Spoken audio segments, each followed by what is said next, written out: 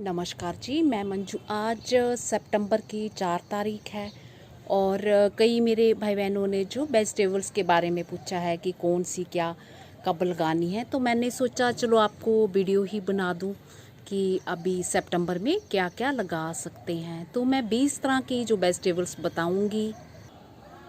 तो मैं जो 20 तरह के नाम लूँगी और जो जो नाम मेरे बहन भाइयों को पता नहीं चल पाएगा, कई बार समझ में नहीं आता है जैसे बोलने से, तो वो फिर जो नाम है मैं नीचे भी वीडियो में भी लिख दूँगी। तो आप वो नाम जो है फिर वीडियो के नीचे भी पढ़ लें, तो आपको फिर समझ में आ जाएगा कि 20 तरह की जो वेजिटेबल्स हैं वो कौन कौन सी अभी आप सितंबर में ग्रो कर सकते हैं। तो साथ में हम नाम भी बताएंगे सब्जियों के, और साथ में हम अपने गार्डन की सैर भी करेंगे कि 4 तारीख को किस तरह से मेरे यहाँ ये गार्डन मेरा खिल रहा है। तो चलिए अब शुरू करते हैं कि कौन कौन सी वेजिटेबल जो हमें सितंबर में ग्रो करनी है। तो फूलों की लिस्ट मैंने जैसे पूरी बता दी थी कि सितंबर में कौन कौन से फ्लावर्स लगने हैं, तो उसके नाम जो मैंने उसमें भी लिख दिए थे, नीचे भी लिख दिए थे, और कुछ एक नाम जो वीडियो में मैंने नहीं बताए थे मैंने वो भी लिख दिए, और कुछ एक नाम जो मैंने वीडियो में बताए थे और वो मैं फिर नीचे जो लिखना भूल गई। तो ये आप दुरुस्त कर लें, ठीक कर लें इस चीज़ को। तो छोटी मोटी गलतियाँ तो इस तरह से होती ही रहती हैं। तो मेरा ख्याल है कि अब आप वीडियो शुरू करें और फिर आप उस तरह से वेजिटेबल्स ग्रो कर सकते हैं। तो सबसे पहले जो 1 नंबर पे नाम आता है हमारा जो वेजिटेबल ग्रो कर सकते हैं वो है हमारा चौलाई। चौलाई जिसे कि एमरंथस भी कहा जाता है। तो ये साल भर ही लग जाती है। हाँ, विंटर के जो बहुत ज़्यादा ठंडे जो महीने होते हैं उन्हें छोड़ के बाकी सारा टाइम आप इसे ग्रो कर सकते हैं। और 2 नंबर पे जो हमारा आता है कौन सी वेजिटेबल है, तो 2 नंबर पे आप सेम फली लगा सकते हैं। सेम फली जिसे कि हाइसिंथ बीन भी कहा जाता है। तो मैं इनके नाम भी लिख दूंगी नीचे वीडियो में, और फिर आपको जानने में जो सुविधा रहेगी कि इनके क्या क्या नाम हैं।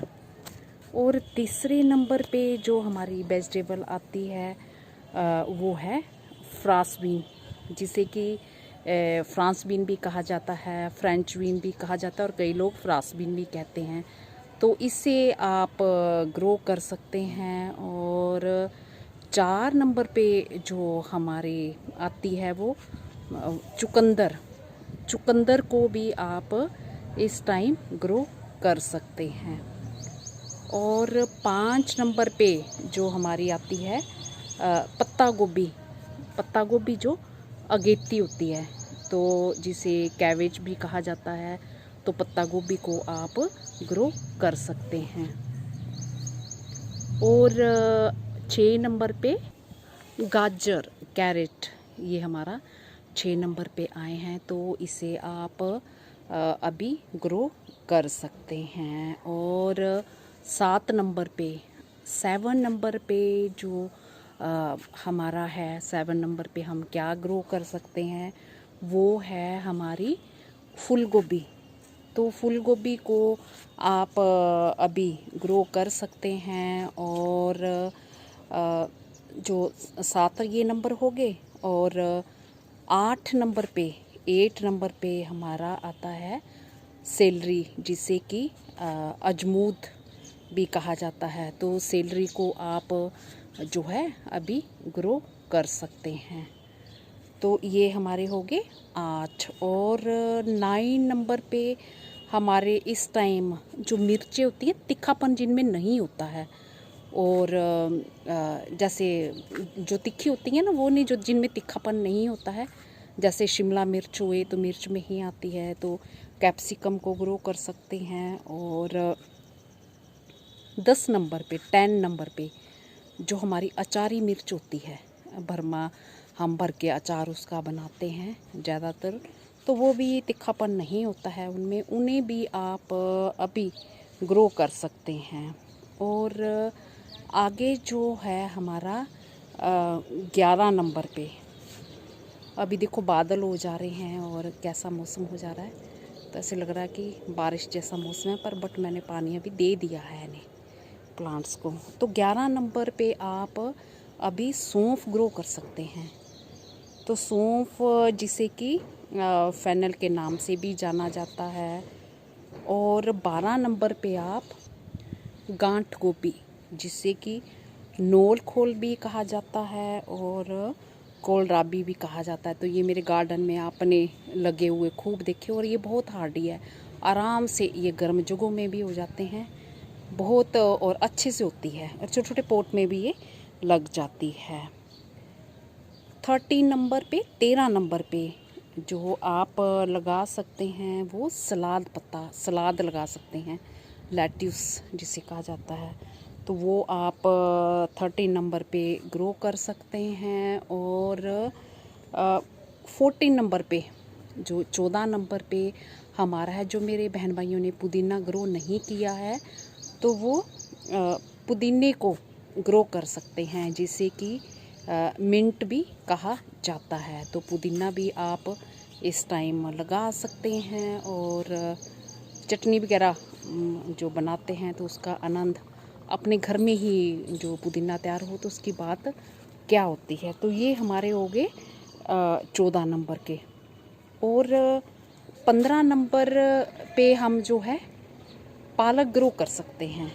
तो पालक को भी आप लगा सकते हैं, जिसे कि स्पाइनेच भी कहा जाता है और स्पिनिच भी कोई लोग कहते हैं। तो जो भी आपका मन करे, आप स्पिनिच कहिए चाहे स्पाइनेच कहिए, तो इसे आप ग्रो कर सकते हैं। तो ये साल भर ही जैसे हो जाता है। तो अगला जो नंबर है 16 नंबर पे, 16 नंबर पे 16 नंबर पे जो हमारा वेजिटेबल आती है, हमें क्या ग्रो करना है, तो वो हम मूली ग्रो कर सकते हैं, रेडिश जिसे कि रेडिश भी कहा जाता है। तो मूली को आप ग्रो करिए 16 नंबर पे। और 17 नंबर पे, 17 नंबर पे, 17 नंबर पे जो आपने ग्रो करना है वो स्वीट पोटैटो, शकरकंद जिसे बोला जाता है, तो उसे भी आप अभी ग्रो कर सकते हैं। तो ये हमारे हो गए 17 नंबर, 17 नंबर हो गए पूरे।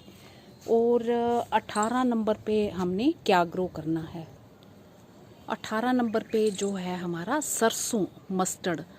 तो इसे मिड सितंबर से लेके नवंबर तक ग्रो कर सकते हैं। तो सलाद में इसकी पत्तियाँ इस्तेमाल कर सकते हैं, और साग तो इसका बढ़िया बन सकता है। और जिन जिन भाई बहनों के पास ज़्यादा जगह नहीं है, कम जगह है, तो वो मेरी तरह फिर गमलों में भी लगा सकते हैं इसे। तो बाज़ार से तो खैर बना बनाया आता ही है, और वैसे भी आजकल कोरोना वायरस फैला हुआ है, तो लीफी वेजिटेबल जितनी भी अगर घरों में ज़्यादातर लगाई जाए तो वो बढ़िया है। तो 18 नंबर पे आप ये लगा सकते हैं। और अगला नंबर है 19 नंबर। 19 नंबर पे है हमारा ब्रिंजल, बैंगन जिसे बोला जाता है। तो बैंगन हमारा साल भर हो जाता है, तो इसे आप बैंगन को भी ग्रो कर सकते हैं। तो ये हो गए हमारे 19 नंबर हो गए। और 20 नंबर पे आप क्या ग्रो करें अभी, तो वोक चोई ग्रो कर सकते हैं। तो वोक चोई आपने मेरे गार्डन में देखे होंगे, मैं लगाती हूँ, मुझे प्लांट्स बहुत अच्छे लगते हैं, और सैलड में खूब इस्तेमाल होता है वोक चोई का। और इसे आप हल्का सा फ्राई करके भी आप खा सकते हैं, चाहे तो इसकी वेजिटेबल भी बना सकते हैं, जैसा भी आपका मन हो वैसे ही आप इसे इस्तेमाल कर सकते हैं। तो वोक चोई जिसे कि चाइनीज़ कैविज कहा जाता है, जहाँ फिर वाइट कैविज भी इसे बोला जाता है। तो ये बहुत ही आसानी से ग्रो हो जाती है, और ये छोटे छोटे पॉट में भी लग जाती है। मैंने तो छोटे छोटे जो जैसे डिब्बे वगैरह में उनमें भी एक प्लांट जैसे इसका ग्रो किया, तो ईज़िली ग्रो हो जाता है। तो ये अपने लिस्ट के साथ साथ मेरे गार्डन की सैर भी कर ली, जो कि लंबे टाइम से 2 महीने से भी ज़्यादा टाइम हो गया, जो लगातार खिलता ही आ रहा है। बहुत ही ढेरों फूल इस पे हर रोज़ ही लगते रहते हैं। तो ये देखिए जीनिया भी कितने खूबसूरत ये लग रहे हैं, ये ऐसे। तो मेरा ख्याल है सब नाम समझ आ गए होंगे, और मैं नीचे भी लिख दूँगी, और मैं अपने वो गार्डन में लगा ड्रैगन फ्रूट भी दिखाती हूँ।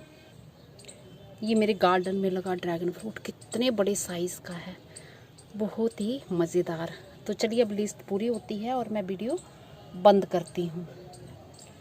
नमस्ते जी, शुक्रिया। ये फाउंटेन ग्रास भी अभी आप खूब सारे प्लांट्स बना सकते हैं इनके, और ये हमेशा ही बने रहने वाला ये प्लांट है।